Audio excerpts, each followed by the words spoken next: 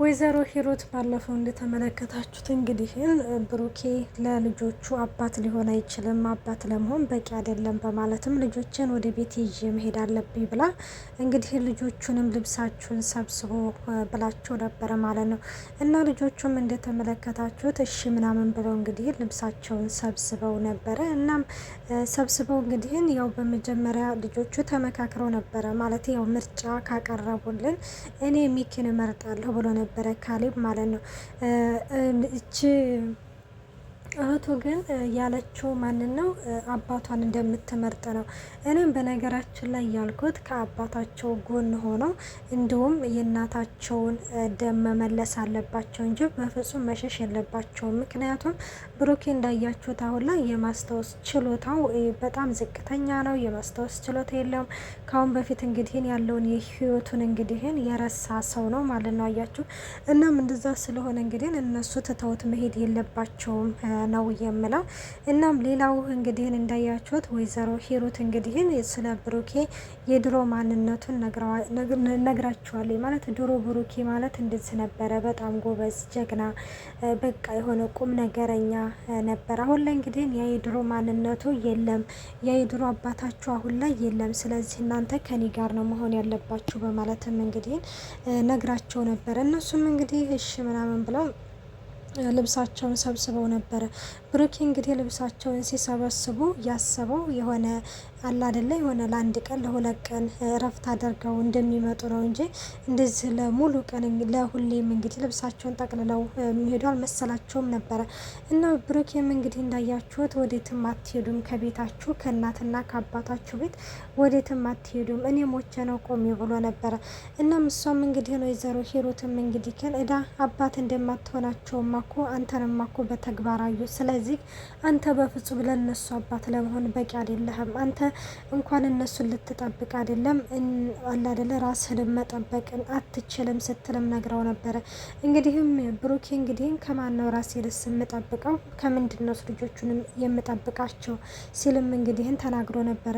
እንግዲህ ባለፈው እንዳያችሁት ሚኪ ብሩክ ማለት ነው ሚኪ አንድ መደራደሪያ አቅርቦለም ነበረ።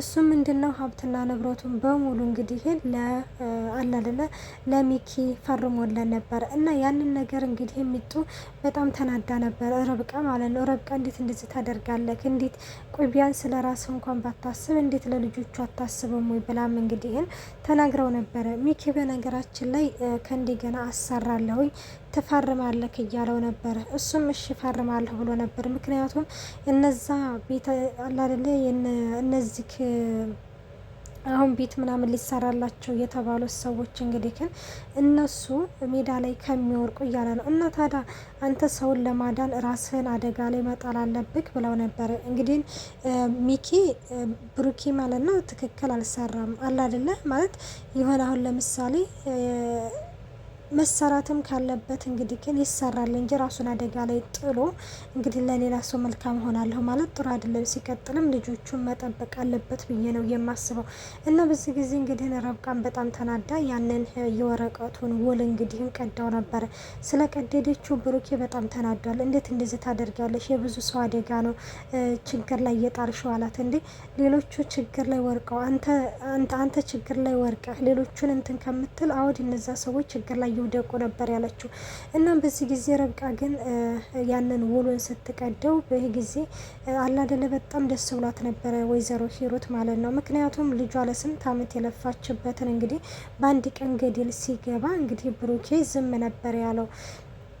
ሰላም ጤና ይስጥልኝ ውድና የተከበራችሁ የቻናሌ ቤተሰብ እንዴት ናችሁ? ደህና ናችሁ ወይ? ያለው እግዚአብሔር ይመስገን። እንኳን በሰላም መጣችሁ ወደዚህ ቻናል። ለዚህ ቻናል አዲስ ሲሆናችሁ ሰብስክራይብ በማድረግ ቤተሰብ ሆኑ። እንዲሁ ነባሪ ስለምታበረታቱኝ እጅግ አድርጌ አመሰግናለሁ። ተወዳጅና ልብ አንጠልጣይ የሆነውን ካያ ድራማ ይዘንላችሁ ቀርበናል።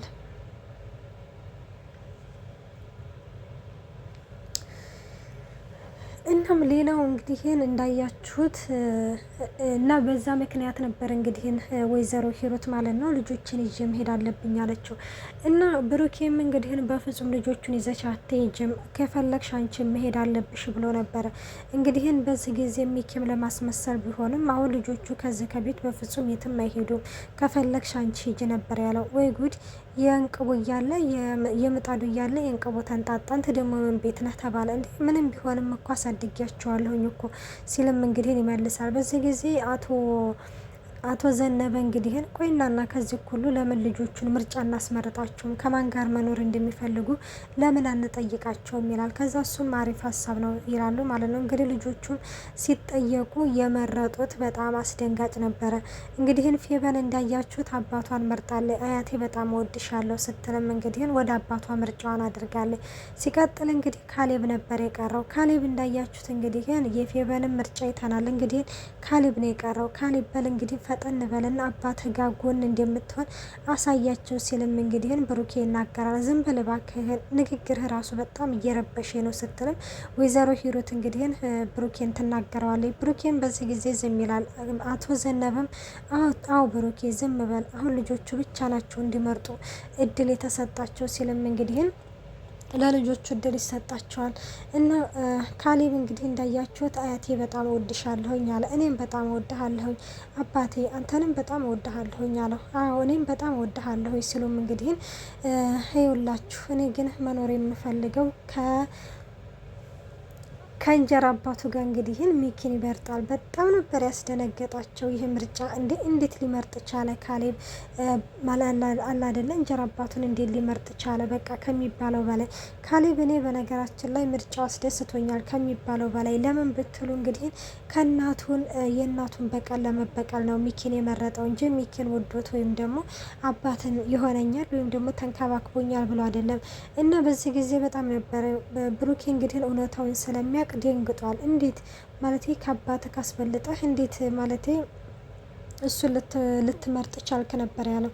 ግን ደግሞ ይሄ ነገር በቃ ምንም ማድረግ አይቻልም፣ ስለዚህ እኔ በቃ ምርጫ መርጫለሁ ሲልም እንግዲህ ያሳውቃቸዋል። እና በዚህ ጊዜ ሚኪ እንዳያችሁት በጣም ነበር የተደሰተው ከሚባለው በላይ። አየህ እኔ እኮ ለኔን ምን ያህል እንዳሳደግኩት እንዴት ስለሚያውቅ እኮ ነው ሲልም እንግዲህ በጉራ እየተናገረ ነበረ። እና በዚህ ጊዜ እንግዲህን ወይዘሮ ሂሩትም ማለት ነው በቃ ከእንግዲህም በኋላ አያቴ ብላችሁ እንዳትጠሩኝ፣ አያትም የላችሁም ስትልም እንግዲህን ትናገራለች። ውዶቼ እንግዲህ እኔ የካሌብን ምርጫ እንዴት ተመለከታችሁት? እኔ ከሚባለው በላይ አስደምሞኛል። የእናቱ ጠበቃ ብዬለታለሁ። እና እንግዲህን ሚኪም እና ልጄ ናቶሎ ምናምን እያለም እንግዲህ ወደ እሱ ሲጠራው በቃ እኔ ሻንጣዬን ላስቀምጥ ይልና እንግዲህ ትቶት ይሄዳል። በዚህ ጊዜም እንግዲህን እሱም ይሄ ካሌብም ማለት ነው ሲሄድ እንግዲህን ረብቃን በዚህ ጊዜችም እህቱ ማለት ነው አውድኔም ሻንጣዬን ላስቀምጥ ብለው እንግዲህን ይሄዳሉ ማለት ነው። እና እዛ ሄዱ እንግዲህን ሚኪም ተከትሎ ማላደለ ረብቃም ትሄዳለች። ሲቀጥልም አቶ ዘነበም እኔም ከቤተ ክርስቲያን ስለሆነ የመጣው በቃ ልሄድ ምናምን ብሎ ትተዋቸው ይሄዳሉ ማለት ነው። እንግዲህን ብሩኬን በጣም ተደናግጧል። እንዴት እሱ ሊመርጥ ቻለ? ከአባቱ እንዴት እሱ በለጠበት እያለ ከሚባለው በላይ እንግዲህን ተጨንቋል፣ ተጠቧል ማለት ነው። እና ሌላው እንግዲህን እህቱ ካሌብን ማለት ነው እንዴት ሚኪን ልትመርጥ ቻልክ አለችው። እንዴ ነግሬሻለሁ፣ ካሁን በፊትም እኮ ሚኪን እንደምመርጥ እኮ ነግሬሻለሁ። እሱማ ነግረኛል፣ ግን እኔ እየቀለክ ነበር የመሰለኝ ትለዋለች።